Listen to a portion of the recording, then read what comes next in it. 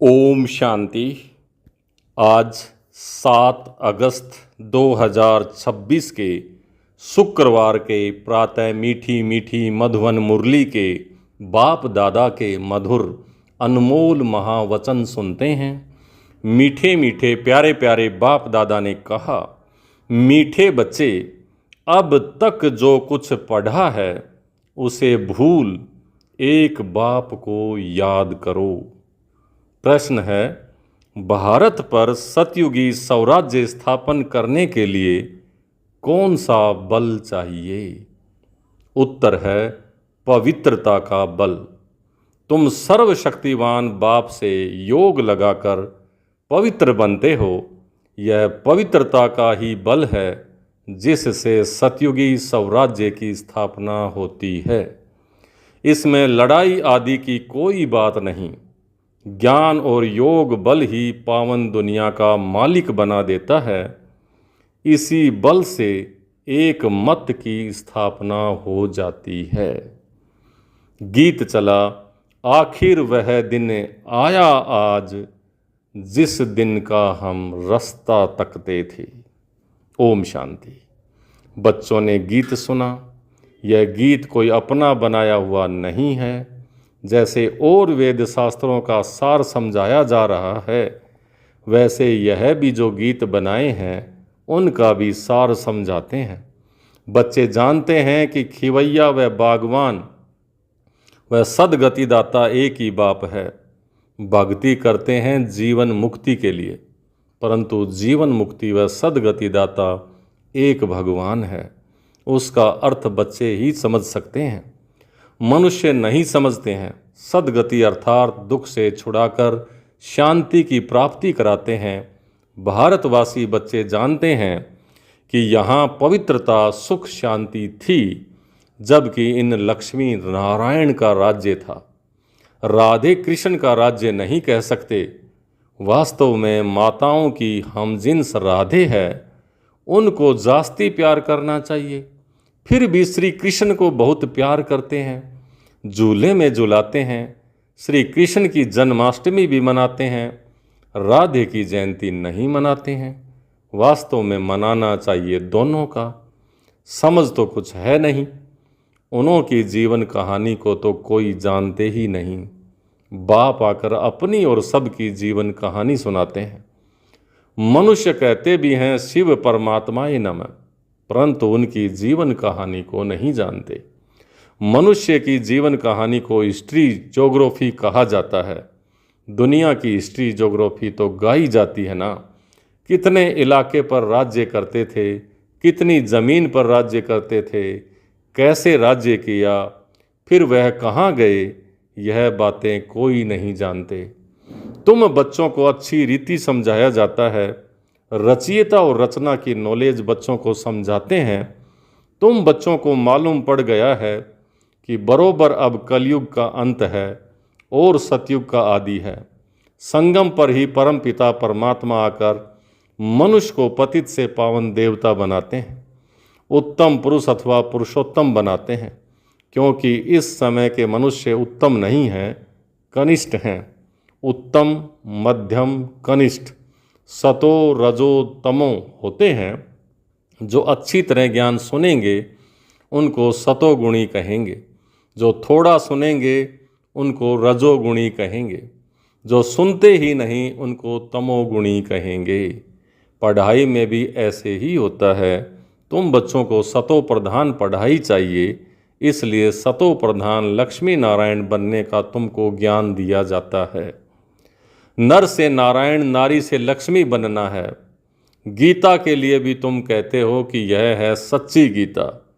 तुम लिख भी सकते हो, यह है सच्ची गीता पाठशाला, अर्थात सत्य नारायण बनने की कथा अथवा सच्ची अमर कथा, सच्ची तीजरी की कथा। चित्र तो सब तुम्हारे पास हैं, इसमें सारा ज्ञान है।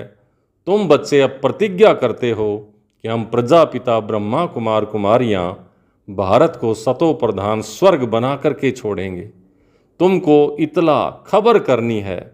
गांधी जी भी पावन राज्य चाहते थे तो जरूर अभी पतित राज्य है।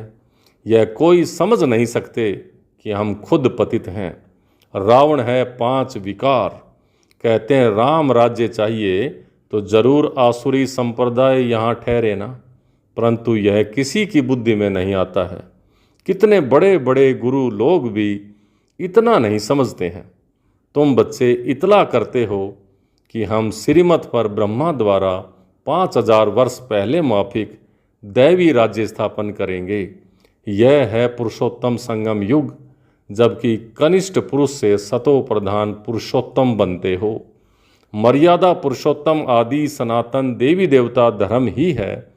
अब एक ही देवी देवता धर्म की स्थापना होती है, फिर दूसरे धर्म वहाँ होंगे ही नहीं। तुम बच्चे सिद्ध करके समझाते हो कि सतयुग में एक धर्म, एक ही राज्य था, एक ही भाषा थी। बल त्रेता में सूर्यवंशी से बदल चंद्रवंशी में जाते हैं, परंतु होगी एक ही भाषा। अब तो भारत में अनेक भाषाएं हैं। बच्चे जानते हैं कि हमारे राज्य में एक ही भाषा थी। आजकल तो बहुत कुछ देखते रहेंगे।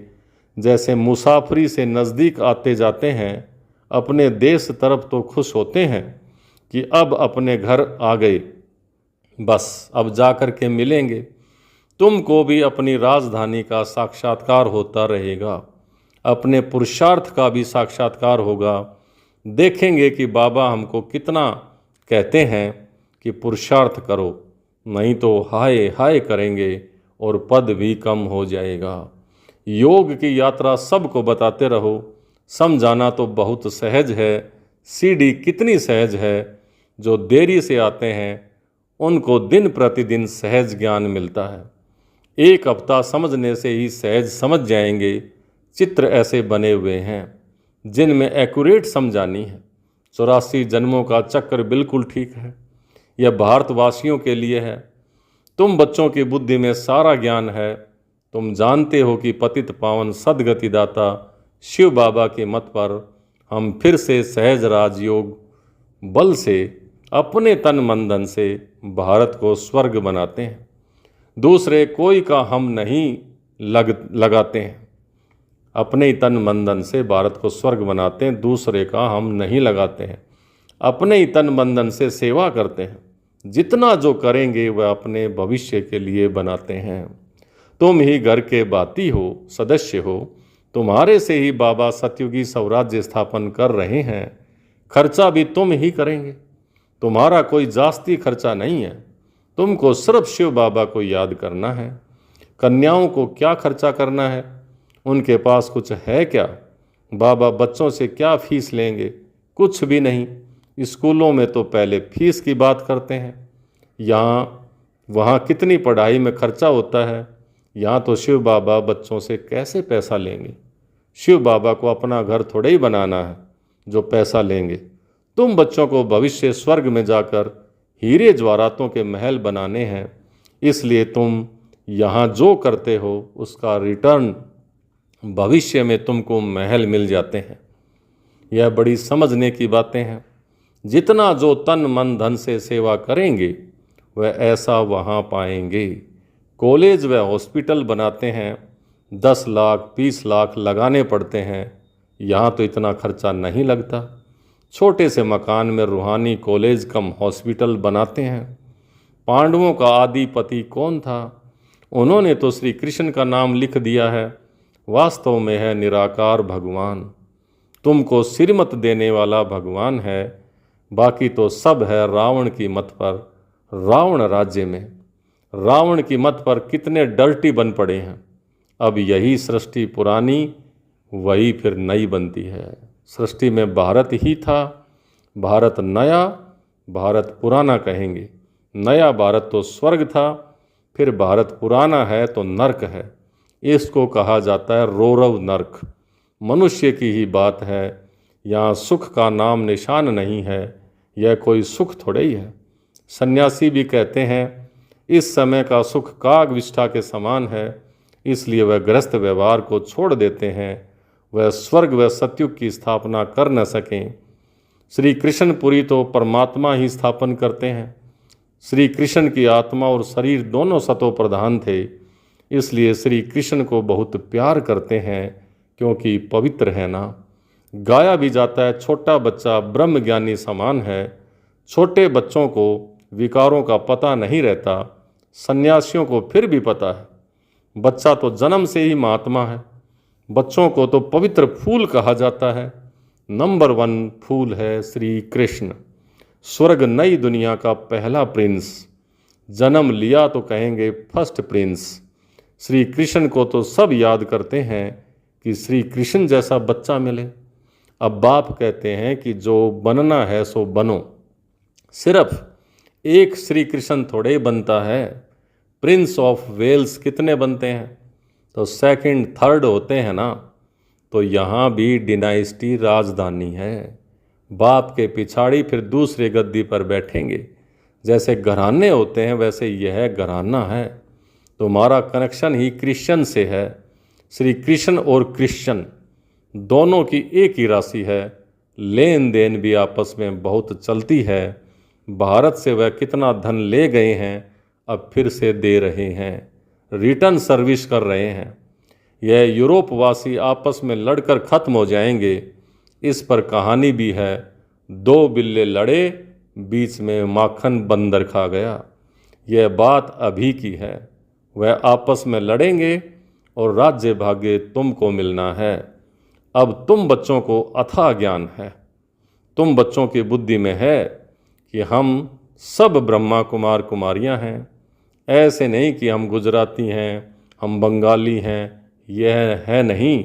यह मतभेद भी निकल जाना चाहिए। हम एक बाप की संतान हैं। ब्रह्मा द्वारा शिव बाबा की श्रीमत पर फिर से हम अपना स्वराज्य स्थापन कर रहे हैं। ज्ञान और योग बल से, योग बल से ही हम पावन बनते हैं। बाप है सर्वशक्तिवान, उनसे बल मिलता है। तुम विश्व की बादशाही लेते हो, लड़ाई आदि इसमें कुछ नहीं करते हो। सारा पवित्रता का बल है। कहते भी हैं कि आकर पतित से पावन बनाओ, तो याद का ही बल है। ऐसे नहीं कि वहाँ उल्टे धंधे में जाकर सब भूल जाएंगे। यहाँ सम्मुख तो ज्ञान सागर की लहरें देखते रहते हैं। नदियों में तो यह लहरें नहीं होती हैं। सागर की एक लहर कितना नुकसान कर देती है। जब अर्थक्वेक होगी तो सागर भी उथल खाएगा। सागर को सुखा कर ज़मीन ली है तो वह ज़मीन फिर कितने दाम में बेचते हैं तुम जानते हो। यह बॉम्बे ही नहीं रहेगी। आगे यह बॉम्बे थोड़ा ही थी, छोटा सा एक गाँवड़ा था। यह माताएं तो भोली हैं, यह इतना लिखी पढ़ी नहीं है। यहाँ तो पढ़ा हुआ सब भूलना है। तुम कुछ नहीं पढ़े हो तो और अच्छा है। पढ़े हुए मनुष्य समझते समय कितने प्रश्न करते हैं। यहाँ तो सिर्फ बाप को ही याद करना है, किसी देहधारी मनुष्य को याद करने की बात ही नहीं है। महिमा है ही एक बेहद के बाप की। तुम जानते हो कि ऊंचे से ऊंचा एक भगवान, फिर सेकंड नंबर है ब्रह्मा। उनसे ऊंचा कोई होता नहीं। इससे बड़ी कोई आसामी नहीं। परंतु चलते देखो कितना साधारण है। कैसे साधारण रीति बच्चों के साथ बैठते हैं, ट्रेन में जाते हैं। कोई क्या जाने कि यह कौन है। भगवान आकर ज्ञान देते हैं, ज़रूर प्रवेश करके ही तो ज्ञान देंगे ना। अगर श्री कृष्ण होता तो उसके पिछाड़ी तो भीड़ मच जाती, फिर तो पढ़ा भी ना सकें, सिर्फ दर्शन करते ही रहें। यहाँ तो बाप गुप्त और साधारण वेश में बैठ तुम बच्चों को पढ़ाते हैं। तुम हो इनकॉग्निटो सेना, अर्थात गुप्त सेना। तुम जानते हो कि हम आत्माएं योग बल से फिर से अपना राज्य स्थापन कर रहे हैं। यह पुराना शरीर छोड़ जाकर नया गोरा शरीर धारण करेंगे। अब है आसुरी संप्रदाय, फिर बनेगी दैवी संप्रदाय। आत्मा कहती है कि हम नई दुनिया में दैवी शरीर धारण कर जाकर के राज्य करूँगा। आत्मा मेल है, शरीर प्रकृति है। आत्मा सदैव मेल है, बाकी शरीर हिसाब किताब से मेल फीमेल का मिलता है। लेकिन मैं हूँ अविनाशी आत्मा। यह चक्कर फिरता रहता है। कलयुग का विनाश भी जरूर होगा। विनाश के आसार भी सामने देखते हो। वही महाभारत लड़ाई है तो जरूर भगवान भी होगा। किस रूप में, किस तन में, वह तुम बच्चों के अलावा किसी को भी पता नहीं। कहते भी हैं मैं बिल्कुल साधारण तन में आता हूँ, मैं श्री कृष्ण के तन में नहीं आता हूँ। यही पूरे 84 जन्म लेते हैं, मैं इनके बहुत जन्मों के अंत के भी अंत में आता हूँ। 84 जन्म सूर्यवंशी घराने वाले ही लेते हैं, वही पहले नंबर में आएंगे। साकारी जाड़ और निराकारी जाड़ दोनों को तुमने सारा ज्ञान समझा है। मूल वतन से नंबरवार आत्माएं आती हैं। पहले पहले देवी देवता धर्म की आत्माएं आती हैं, फिर नंबरवार और धर्म वाले आते हैं। चित्रों में समझानी तो बड़ी ऊंची है, बच्चों को समझाना है। कुमारियों को खड़ा होना चाहिए। कोई बच्चियां ऐसी ऐसी बातें समझाएं तो कमाल है ना, कितना नाम निकालेंगी, लौकिक अलौकिक दोनों का नाम बाला करेंगी। अच्छा, मीठे मीठे सिक लिधे बच्चों प्रति माता पिता बाप दादा का याद प्यार और गुड मॉर्निंग। रूहानी बाप की रूहानी बच्चों को नमस्ते। हम रूहानी बच्चों की रूहानी बाप दादा को याद प्यार, गुड मॉर्निंग और नमस्ते। नमस्ते मीठे बाबा, बहुत बहुत शुक्रिया आपका। धारणा के लिए मुख्य सार। पहला, संगम युग पर श्रेष्ठ कर्म करके पुरुषोत्तम बनना है। कोई भी ऐसा कर्म नहीं करना है जो कनिष्ठ बन जाएं। दूसरा, गुप्त रूप में बाप का मददगार बन भारत को स्वर्ग बनाने की सेवा करनी है। अपने ही तन मन धन से भारत को स्वर्ग बनाना है। याद और पवित्रता का बल जमा करना है। आज का वरदान, अपनी संपूर्ण स्टेज द्वारा सर्व प्रकार की अधीनता समाप्त करने वाले प्रकृति जीत भाव। अपनी संपूर्ण स्टेज द्वारा सर्व प्रकार की अधीनता समाप्त करने वाले प्रकृति जीत भव। जब आप अपनी संपूर्ण स्टेज पर स्थित होंगे तो प्रकृति पर भी विजय अर्थात अधिकार का अनुभव होगा। संपूर्ण स्टेज में किसी भी प्रकार की अधीनता नहीं रहती है, लेकिन ऐसी संपूर्ण स्टेज बनाने के लिए 3 बातें साथ साथ चाहिए। एक रूहानियत, दूसरा रुहाब और तीसरा रहम दिल का गुण। जब यह तीनों बातें प्रत्यक्ष रूप में स्थिति में चेहरे व कर्म में दिखाई दें, तब कहेंगे अधिकारी व प्रकृति जीत आत्मा। आज का स्लोगन, श्रीमत की लगाम मजबूत है तो मन रूपी घोड़ा भाग नहीं सकता। श्रीमत की लगाम मजबूत है तो मन रूपी घोड़ा भाग नहीं सकता। ये अव्यक्त इशारे अपवित्रता के बीज को भी समाप्त कर संपूर्ण स्वच्छ पवित्र बनो।